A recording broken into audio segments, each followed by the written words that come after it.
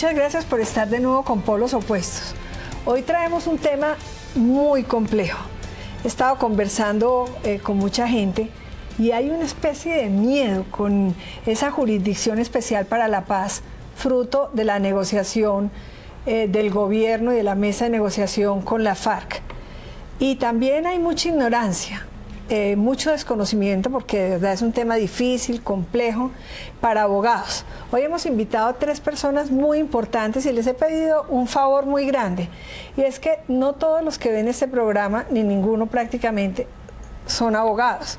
Entonces les voy a pedir que, a pesar de ser juristas tan importantes, pues tratemos de ser pedagógicos y sencillos, porque esto interesa a todos, puesto que, según creo que vamos a ver, todos podemos ir al Tribunal Especial para la Paz. Las personas que he invitado son Catalina Díaz, abogada con una maestría en Sociología en la Universidad de Oxford y actualmente es la directora del área de Justicia Transicional del Ministerio de Justicia. Le ha tocado lidiar con todos estos temas y sabe muchísimo. Orlando Gallo es doctor en Ciencias Jurídicas, especialista en Derecho Laboral y de Familia, y actualmente es el director del Centro de Justicia Transicional, Víctimas y Restauración de Tierras de la Universidad Sergio Arboleda. Y una persona que trabaja, asesor de nuestro fiscal, Néstor Humberto Martínez, y el nombre es dificilísimo, Maher, ¿cómo se pronuncia? Abushihab. Abushihab. Uy, me va a tocar decirle doctor todo el programa como hacemos los colombianos, porque ese nombre es un nombre sirio. Es palestino, mi padre es palestino, es de origen palestino el nombre. De origen palestino, de allá, de la región. ¿Y vivieron siempre en Palestina? ¿Les tocó emigrar hacia otros sitios y acabar en Colombia, o cómo es? Salió justamente para Jordania, su familia se radicó en Jordania, tiene nacionalidad jordana, pero mi padre especialmente vive ya desde hace muchos años en Colombia, ya es colombiano, con cédula, hincha de Santa Fe además. Ah, eso sí, le está dañando el caminado. Deben sufrir todos los días con las realidades de la región, ¿no? Porque sigue, la sangre de todas maneras está por allá también. Bueno, pues muchísimas gracias y les voy a empezar con una pregunta. Muchos dicen que la guerrilla se sometió al Estado de Derecho colombiano y que el gran éxito de la negociación fue ese. Otros, más radicales y de la oposición de la negociación, dicen que no, que hubo una capitulación del Estado al negociar, que se cree para juzgamiento de la guerrilla y de otros, como vamos a ver, una jurisdicción especial para la paz. Se habla de capitulación, se habla simplemente de cesión de una competencia a otra competencia especializada. Entonces, pues ahí depende con la óptica que se mire el tema. Yo, como sigo pensando que las mujeres, por atraso o por costumbre, debemos ir de primeras en muchas cosas, voy a empezar con la doctora. ¿Usted qué opina? ¿Que esa jurisdicción especial para la paz es una capitulación, una cesión, una especialización? ¿Qué es? Yo creo que es el mejor resultado posible de una negociación muy difícil entre un gobierno legítimo, democrático, constitucional y una insurgencia armada después de una guerra de 50 años. Yo creo que es importante recordar que en ningún país del mundo una guerrilla, un movimiento rebelde que ha incurrido pues, en muchos crímenes muy graves, se sentó a negociar con un, digamos, gobierno legítimo constitucional y llegaron al acuerdo de que lo mejor para el éxito del proceso era crear digamos, un aparato de justicia que atribuya responsabilidad penal individual. Eso no había pasado en ningún ¿Esa convicción profunda o es porque es empleada pública a través del Ministerio de Justicia que le toca hacer así de...? Es una convicción profunda. Yo tuve la gran fortuna de ser parte del equipo del gobierno durante 2 años en La Habana y vi el esfuerzo tan riguroso que hizo toda la delegación por persuadir a la contraparte de que era necesario un esquema de justicia transicional donde hubiera rendición de cuentas penal, con responsabilidad penal. Eso no fue nada Bueno, fácil. Qué bueno que se presente así, porque entonces es parte de la negociación, estuvo atrás de bambalinas, pero qué dicha pues que las personas que estuvieron allí tengan esas convicciones tan claras, y usted además es una jurista reconocida por su conocimiento y su ética, las dos cosas. Y el señor asesor del fiscal, ¿usted qué opina? Bueno, yo creo que la Jurisdicción Especial de Paz es un esfuerzo importante, necesario, pero como lo hemos venido manifestando, hay mucho por trabajarle. Hay muchos escenarios que han sido objeto de diversos cuestionamientos, además de variados sectores. Y especialmente por esa independencia absoluta y casi que ese superpoder que se le ha otorgado al tribunal. Le hago una pregunta, porque esa jurisdicción especial, hablábamos antes del programa de que usted decía es parte del Estado, pero el Estado colombiano no tiene la capacidad de nombrar los magistrados. Solamente la Corte Suprema de Justicia, que es parte fundamental de nuestros poderes y de la separación de poderes, puede elegir magistrados, pero no lo es así Naciones Unidas. Los otros, a ver, recordemos quiénes pueden elegir para que veamos. A ver, es un delegado del secretario general de Naciones Unidas. O sea, no es el Estado colombiano. Pero yo ahora si voy a hacer una cuñita sobre el tema del ¿qué Estado. más? A ver, un delegado del Centro Internacional de Justicia Transicional. Que tampoco es un organismo colombiano. Delegado de la Corte Suprema de Justicia. Es colombiano. Del Consejo de Universidades Públicas. Que es un gremio que aglutina las universidades públicas. Y del Tribunal Europeo de Derechos Humanos. Pero ¿por qué que están tampoco ellos es ahí? el Estado colombiano? Porque se los pide el Estado colombiano. Eso es con la autoridad del Estado colombiano que la jurisdicción va a ser un órgano del Estado, ¿no? Funcionarios públicos con los regímenes sancionatorios sujetos al derecho colombiano, a la ley colombiana. O sea, Orlando, el Estado colombiano delegó en 4 de los electores que son ajenos, digamos, a la institucionalidad colombiana, llamémoslo como Estado mismo, delegó la competencia de elegir magistrados. ¿Usted comparte eso? Bueno, lo que pasa es que el país y el mundo entero siempre ha tenido la idea de que la figura de una justicia transicional es como la disminución de unas penas por algo que se ha cometido, ¿no? Siempre y cuando, después del Estatuto de Roma, pues se tenga en cuenta que los delitos de lesa humanidad, genocidios, crímenes de guerra, etcétera, no van a incluirse dentro de ese aspecto, ¿cierto? Y que haya reparación, y que haya reparación, haya verdad y todas estas cosas. El factor que hay que analizar aquí es la negociación, porque el hecho de que se llegue a X o Y número de magistrados es parte de una negociación. Entonces, ¿se negoció bien o mal? ¿Se negoció a favor del gobierno o no? Pero el gobierno no, de la sociedad colombiana. Exacto. Porque, entonces ahí está un punto que es clave. ¿Pero usted cree que sí fue a favor de que esto es bueno para todos? En esa composición yo no estaría muy de acuerdo, porque hay una minoría de factor colombiano y estamos en manos de una serie de factores. Claro, ¿puedo decir algo? Creo que uno de los puntos más importantes que se consiguió en la renegociación fue justamente eliminar la presencia de magistrados internacionales en la Jurisdicción Especial para la Paz. En la primera versión del acuerdo había un número, aunque reducido, de magistrados internacionales. ¿Cuántos podían ser? ¿6? ¿4 o 6? Un poco más, creo. Eran minoría, pero eran un número, y ahora después de la renegociación, después de que se escuchó la posición de los distintos sectores que votaron no, se llegó a la conclusión de que era posible y se persuadió a la contraparte de eliminar la participación de magistrados internacionales. Eso, digamos, pone mucho más en control entonces estamos de acuerdo. O sea, se logró eliminar un número X de magistrados internacionales. Sí. ¿Para qué? Para darle unos pesos y contrapesos a esto. No, pero de todas maneras estoy totalmente de acuerdo y afortunadamente porque nuestra Constitución, además, antes de que fuera reformada, exigía clarísimamente, y en esto no ha sido reformada, que nuestros magistrados tienen que ser colombianos. Sí, claro. Entonces eso era pues un tema complejo. Sí, sí. Sí, yo quiero decir algo. Es una constante que nuestros máximos órganos judiciales, ya lo hemos visto, han reclamado un poco su inclusión en estos escenarios de justicia. Es claro que la paz es un acto del gobierno colombiano, y eso lo tenemos claro todos. pero también es importante un consenso con todos los que forman el Estado colombiano. ¿Sí? Y le hago ahí una pregunta. La justicia. El procurador de la Nación ha estado pidiendo, de acuerdo con la Constitución, su presencia dentro de esta jurisdicción. Fue negada por el presidente porque no estuvo en la negociación. Y la Fiscalía, cuéntenos usted, la Fiscalía hizo observaciones a juicio de todos muy valiosas en el Congreso para efecto de darle el trámite, el famoso fast track a las normas.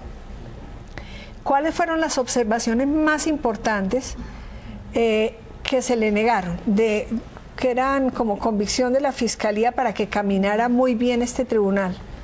Bueno, voy a tratar de ser breve porque este tema es muy espinoso. Lo primero es que la Fiscalía, más que reclamar algo, está pidiendo claridad. Y la claridad está en punto de que se determine francamente qué es competencia de la jurisdicción ordinaria y qué debe ser competencia de la Jurisdicción Especial de Paz. Ese es el primer escenario. Tema de competencias. Es decir, ¿a qué tiene derecho a juzgar el nuevo tribunal y qué se mantiene dentro de la justicia ordinaria? Pues como... Sí. Exacto. Y también, entonces el tema no era adicionar o cambiar la negociación, sino hacer la hermenéutica antes de que haya el problema. Claro, entonces nosotros nunca hemos pretendido desconocer el acuerdo como Fiscalía. Justamente lo que se ha buscado es que se dé cumplimiento al acuerdo. Y es el propio acuerdo, Noemí, el que en su artículo 9 determina cuál es la competencia de la Jurisdicción Especial de Paz, es decir, cuándo actúa esa justicia especial y qué delitos deben hacer parte de su conocimiento. Una pregunta antes de la pausa para que continuemos con el punto es, ¿por qué la guerrilla no aceptó en estos días permitir que la justicia ordinaria actuara ni siquiera para instruir o para ir investigando? ¿Por qué es claro que dentro del marco de la negociación hay una jurisdicción especial y esa jurisdicción no incluye a la Fiscalía. Eso lo entendemos, es claro, fue parte de lo pactado y hay que respetarlo.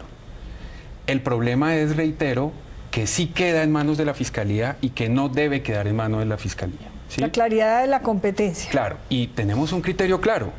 ¿Cuál es? ¿Hay diferencias o qué? Claro, todas, empezando por lo que supone una condena en el marco de la Jurisdicción Especial de Paz y lo que supone una condena en el marco de la justicia ordinaria. O sea, ¿la cosa juzgada? No, ni siquiera. En el marco, por ejemplo, de penas. ¿Qué pasa cuando una persona se somete a la Jurisdicción Especial de Paz? Sí. La pena más grave es de hasta 20 años. En el marco de la justicia ordinaria, la pena más grave, si es un solo delito, puede llegar a los 50.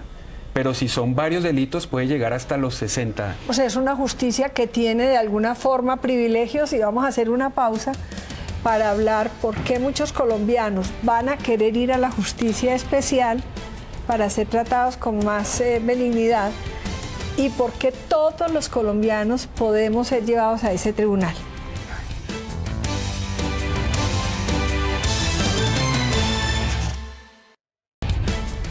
Usted va a tener muchos puntos para continuar, pero Orlando estaba haciendo una observación.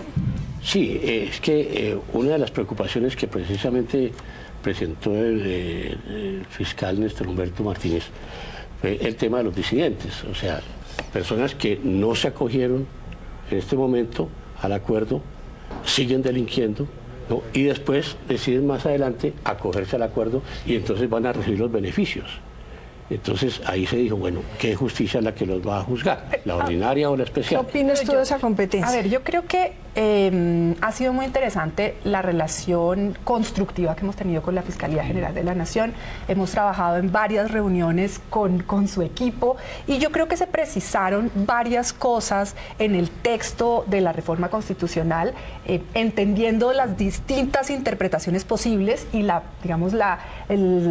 claridad que quería la Fiscalía. Hay unos temas donde yo creo que tenemos algumas diferencias de posición, realmente de posición, y un tema creo que es ¿Diferencias entre quiénes? Entre los negociadores, perdóname, pregunto, entre los negociadores de la mesa, entre el gobierno que tú representas y la Fiscalía, ¿las diferencias están entre quiénes? Yo creo que es entre el gobierno y la Fiscalía, básicamente. Okay. El gobierno como autor de esta reforma a la Constitución, que recoge el acuerdo en su letra y en su espíritu, y el señor Fiscal General de la Nación. Y una de esas diferencias es en manos de quién queda la competencia para conocer, como decimos los abogados, que es, bueno, investigar, llevar el proceso, por ejemplo, de personas que estuvieran incursas en desaparición forzada.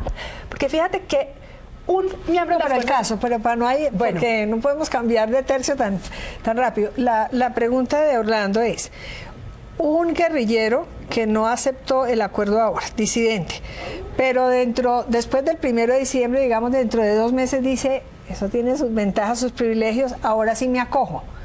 ¿Qué pasa con ese? Pero, a ver, ¿la competencia cuál es? Hay que tener clarísimo que los delitos, o sea, esto es una jurisdicción que conoces de delitos, sí. De delitos. O sea, si el señor penal, de responsabilidad penal de delitos, si hay hoy un guerrillero que esté extorsionando, secuestrando, matando, esos hechos son de competencia de la justicia. No, perdóname, ese disidente durante estos 2 meses lo único que hace es fugarse, es no estar en los campamentos, sí. Y no delinque, sino simplemente huye porque no está de acuerdo con la negociación y no se presenta en los campamentos. Sí. Y se presenta dentro de 3 meses. Y vuelve al campamento. Y se presenta al campamento. ¿Quién lo juzga? A ver, eso es un buen punto. Yo no quisiera meterme en todos los detalles, pero si esa persona no ha cometido, digamos, ningún delito, se fue, hagamos de cuenta, muerto del susto, a su casa, muerto del pánico, y lo convencieron, no, usted tiene que acogerse al proceso, vuelva al campamento, entregue sus armas, acójase. Yo diría personalmente que es posible recibirlo. Ahora, si ese señor se dedicó a extorsionar, a secuestrar, a contrabandear gasolina, todos esos hechos son de competencia de la justicia ordinaria, y yo creo que esa persona ya perdió la justicia y la capacidad de la posibilidad. Yo discrepo de Catalina un poco. Las personas miembros de las FARC que desde el 1 de diciembre del año 2016 no cumplan el acuerdo son disidentes y lo están incumpliendo.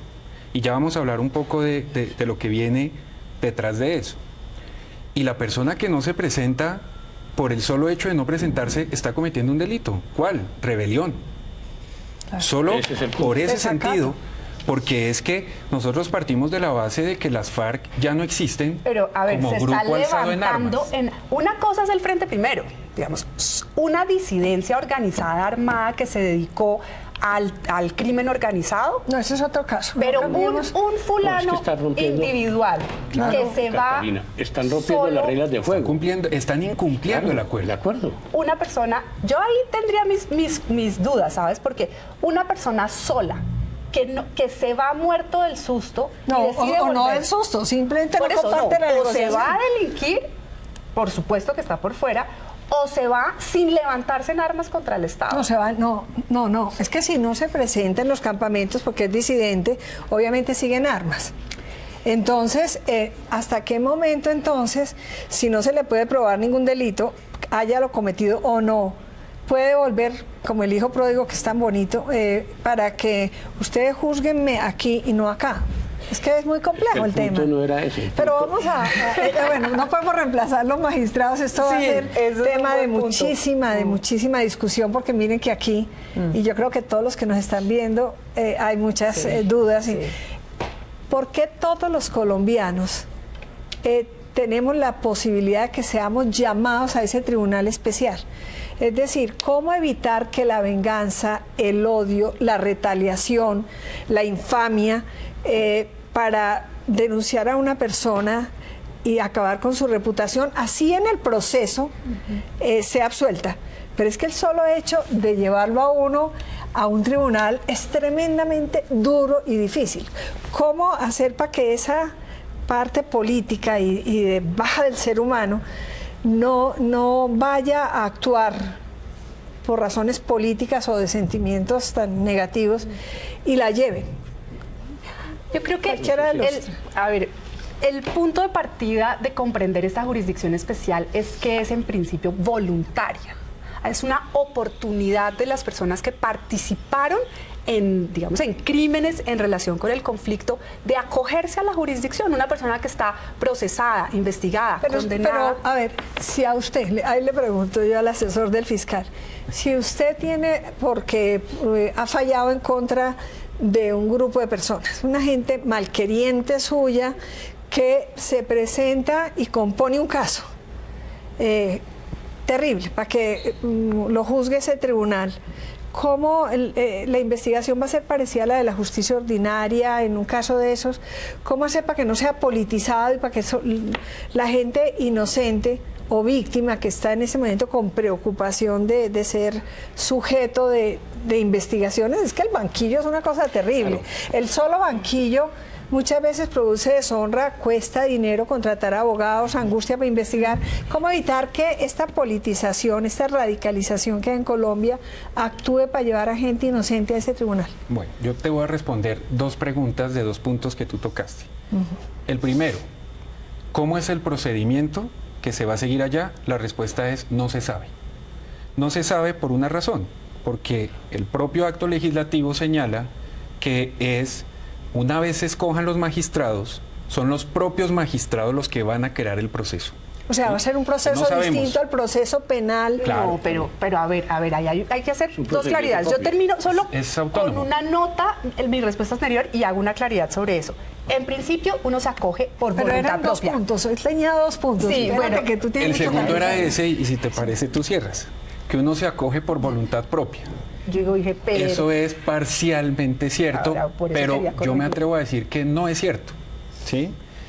Porque en principio decían que los militares que quisieran acogerse, por ejemplo, pero finalmente todos los militares que estén relacionados van a ir a la Jurisdicción Especial de Paz. Ya sea a través de un procedimiento de ir a contar lo que pasó, que tendrán unas penas, o ya sea porque estén estrechamente vinculados con ocasión y en relación. Claro, siempre. Lo que pasa es que nosotros también. Pero espérame, yo termino. Pero sobre segundo, el tema, por ejemplo, de los civiles o de los particulares. Dice el acuerdo que podrán presentarse. Entonces, la primera interpretación que se hace es, esto es voluntario. Yo decido si acudo o no acudo. Pero más adelante, el propio acuerdo también nos dice que si se determina en la Jurisdicción Especial de Paz, porque es la Jurisdicción Especial de Paz la que lo va a definir, que si la actuación fue determinante, tienen facultades para obligarlo a comparecer. Entonces lo de podrán no es tan podrán, ¿sí? Porque es imperativo. Hay herramientas para obligar. Pero ¿en qué casos es imperativo? Ese es el punto que es crítico. En principio es voluntario, pero si la jurisdicción quiere llamar a alguien, no es a cualquiera, no es a cualquiera de nosotros, es al que hubiera tenido participación determinante y, ojo, en los crímenes más graves y representativos. Y cuando se trata de terceros civiles, incluso son los crímenes más graves y representativos del numeral 40, que son casi no, crímenes internacionales y las más graves violaciones de derechos humanos. No es que van a llamar a cualquiera a responder por cualquier cosa. Por ejemplo, el militar tiene que haber tenido conocimiento de los hechos, haber podido tener la oportunidad de cambiar las órdenes, haber evitado que sucedan los hechos y demás. Pero eso es lo que hace que sea determinante por el mando. Desde el mando. Por eso es que ahora se está hablando que los militares ya no están solos. Eso es lo que se dice. Pero desde el mando. Fondo, ¿pero qué pasa con todos los rasos? Tengo que llamar, pues tenemos que ir a una pausa. Este tema es tan apasionante que vamos a tener que hacer otro programa con los mismos invitados porque hay demasiadas preguntas y nos quedan muy pocos minutos que no van a ser de conclusión. Vamos a seguir con el programa, pero los estoy invitando de nuevo.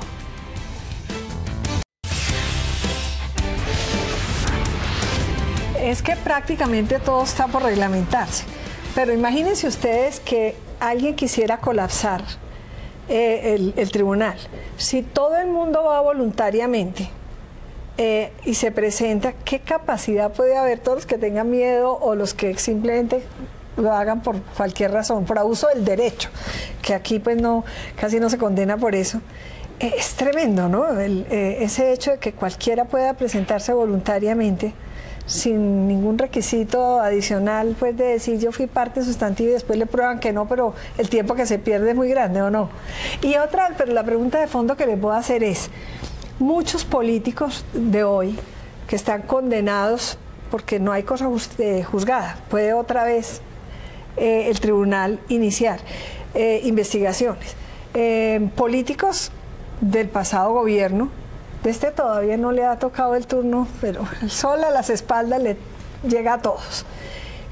Pueden ir al tribunal según han dicho.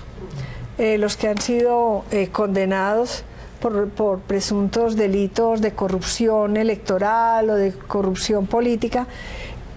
¿Por qué tiene competencia este tribunal para estudiar sus casos? Pero, a ver, yo quería contestar primero una cosa que decía aquí el doctor, y es con relación a las reglas de procedimiento. Yo creo que en el acto legislativo, es decir, en la reforma constitucional que estamos discutiendo en este momento en el Congreso, quedó clarísimo que es una ley de la República la que va a adoptar la estructura, funcionamiento, procedimiento de esta jurisdicción especial. Por recomendación de los magistrados elegidos. No, una ley de la República por iniciativa del gobierno. Luego hay otra cláusula que dice los magistrados podrán adoptar otras normas, pero tiene que haber una ley. Claro. Tendrá que haber una ley para que esto empiece a funcionar del Congreso de la República. O sea que el procedimiento va a emanar del Congreso de la República. ¿Del Congreso? No. A ver. No. El acto legislativo dice Aquí lo tengo. Que los magistrados van a establecer el procedimiento. Claro, los magistrados, como todo en Colombia, tienen que surtir unos actos jurídicos. Y por supuesto un procedimiento para un proceso de orden sancionatorio tiene que surtir un trámite en el Congreso. Pero los magistrados lo crean, viene de los magistrados. El gobierno lo presenta, por supuesto, y el Congreso lo aprueba. ¿Sí? No. ¿Cómo? Seguramente a través del fast track. No, estamos, mire, aquí tengo el texto de la reforma constitucional. Eso es un artículo. Nosotros los abogados somos expertos en este artículo, con este artículo. Bueno, hay otro artículo anterior a ese, en el artículo 5º, donde está todo lo que tiene que ver con la jurisdicción, que dice, la ley regulará, entre otros, principios, organización, competencias, procedimientos, participación de víctimas, incluido esto por solicitud del Congreso. Bueno, se nos acabó el tiempo, le quedo debiendo a usted el uso de la palabra, desafortunadamente. Solamente tenemos que esperarnos 8 días. Mientras tanto vamos estudiando todos nosotros estas diferencias de opinión entre estos dos grandes juristas para seguir en el análisis que es muy importante para el devenir de nuestra nación. Muchas gracias.